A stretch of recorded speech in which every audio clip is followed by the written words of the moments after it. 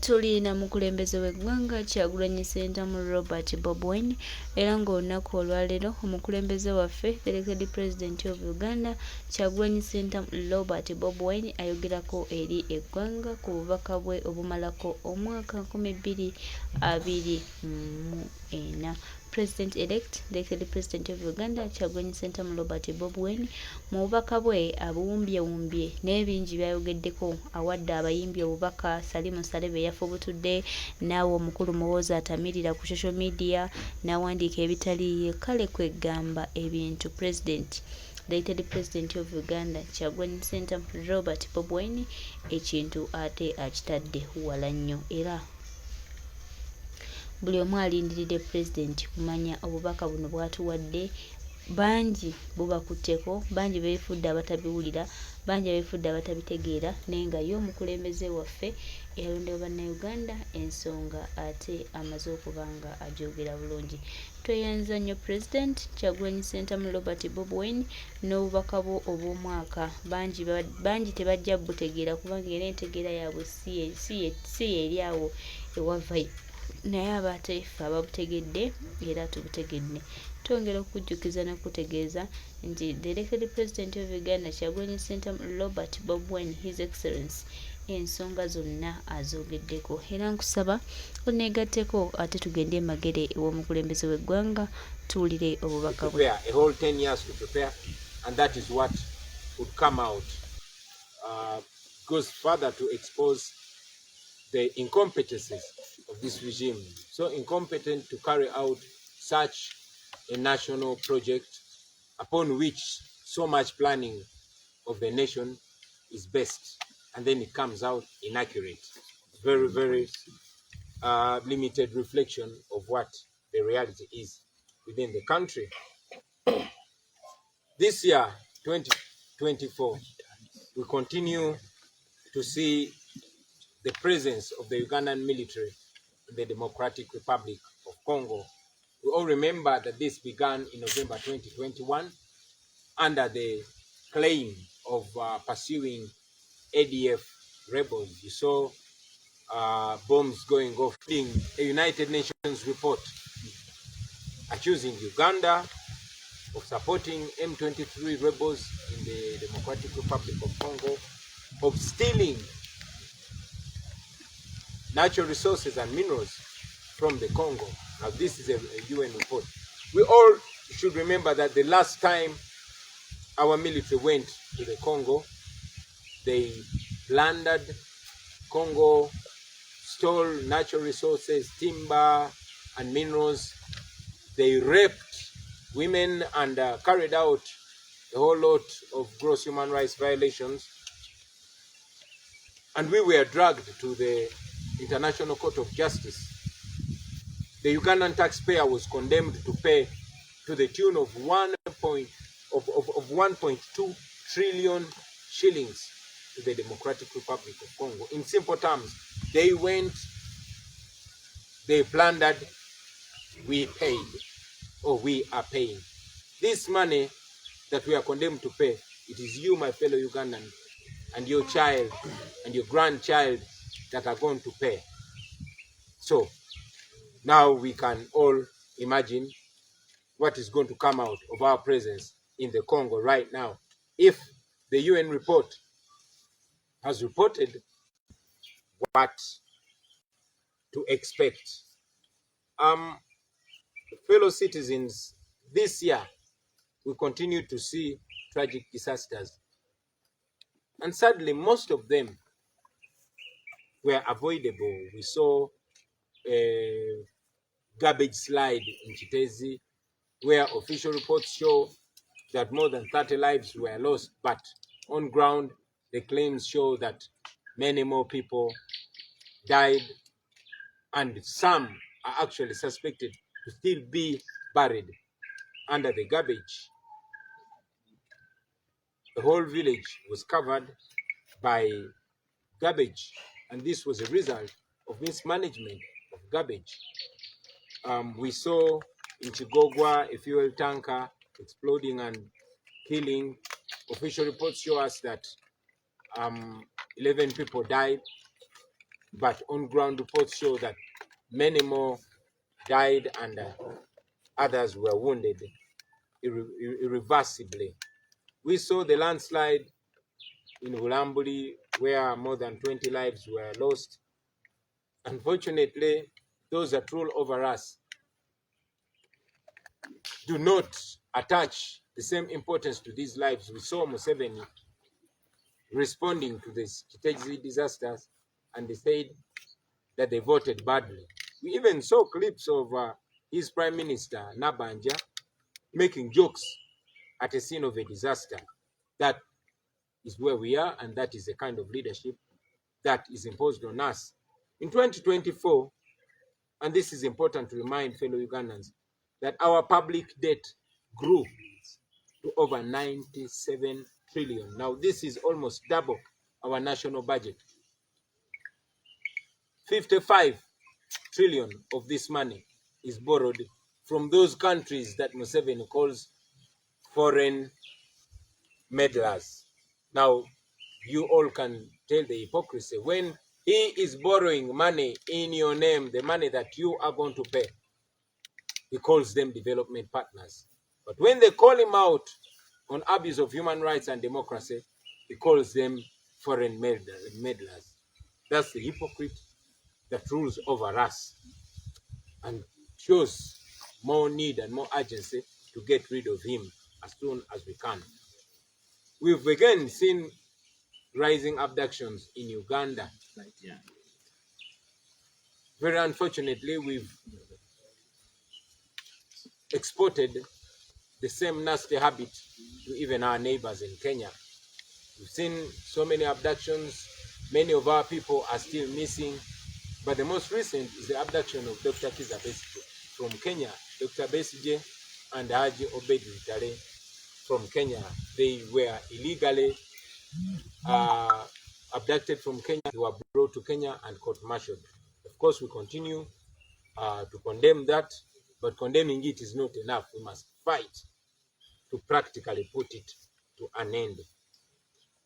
Because now, we, the people that used to export positivity, we are exporting abduction. And the cancer is slowly catching in Kenya. We continue to see people imprisoned because of their conscience. So many political prisoners are still imprisoned. The nation was shocked to see 19 of our comrades coerced into accepting crimes they did not commit. Among these is the renowned Olivia Rutaya, who was coerced and told that she either had to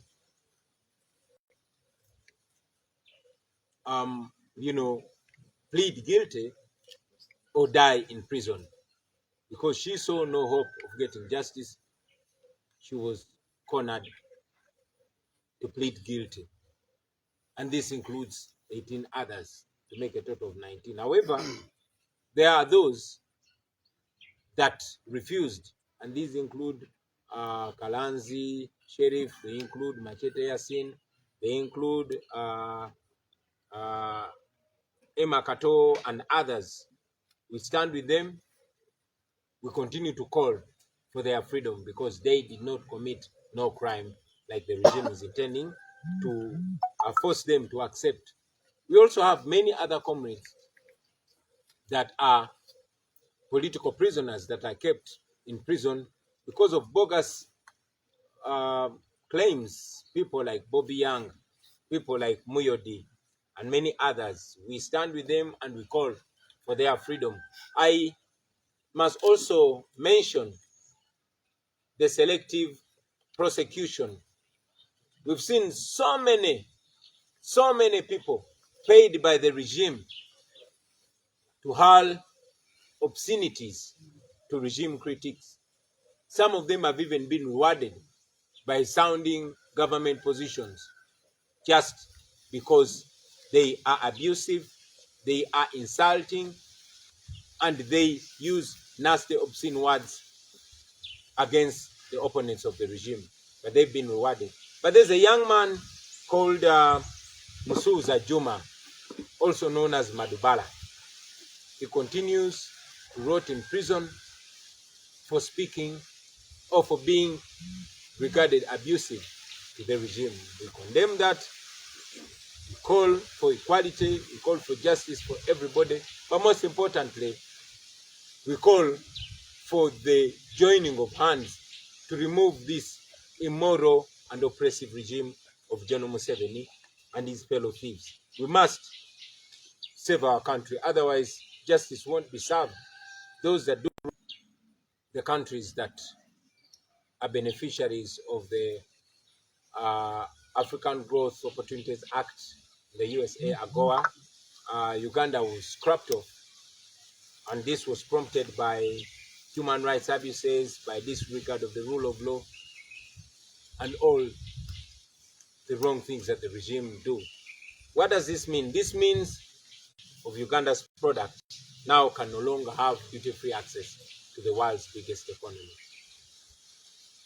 Yes, it's a loss to Uganda. It's also a blow to this regime as we seek to discredit it further. You saw Museveni sending his son-in-law to go and plead, but it was unsuccessful. We continue to advise him that the best way to plead is to do the right thing, because we live in a global community and we should be judged by similar standards, especially in regards to humanity and the rule of law. This year, our common people continue to suffer, and I'll talk about coffee. Coffee this year was dealt a blow.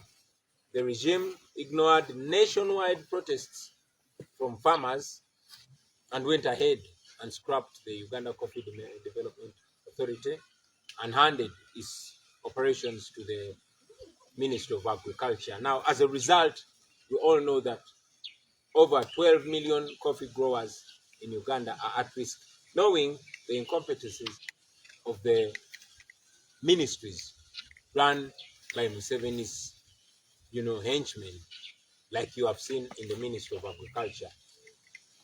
Coffee, we should note that earned Uganda 4.2 trillion in the financial year that ended in June this year. Now that's a lot of money. And as we that wherever there is money, Museveni will bring his people and try to take over that. We saw that with gold, it's only his family that deals in gold. We saw that with cotton, we saw that with vanilla, and now it is with coffee. You've already seen his family and close allies trying to, monopolize coffee, and coffee at the cost of the citizens. But does he care? Of course he doesn't. That is not all, as if that is not annoying enough. This year, we saw General Museveni appoint his son, the Chief of Defense Forces, the commander of the national military. Now, this, to all that ever doubted, this finally removed doubt, any kind of doubt about Museveni's intention to turn Uganda into a presidential monarch. I've said it many times to fellow Ugandans that if you want to know what is in the mind of the Museveni family, just open Twitter or X and read the tweets of his son. The CDF, not only are they immature or thoughtless, but they are extremely tribalistic. He seems to speak for the Museveni family and informing all and sundry that it's only his tribesmen and women that are full human beings. That we condemn, but like I said, we don't only condemn it, we call upon all Ugandans to stand against this nonsense, because Uganda belongs to all Ugandans and all Ugandans.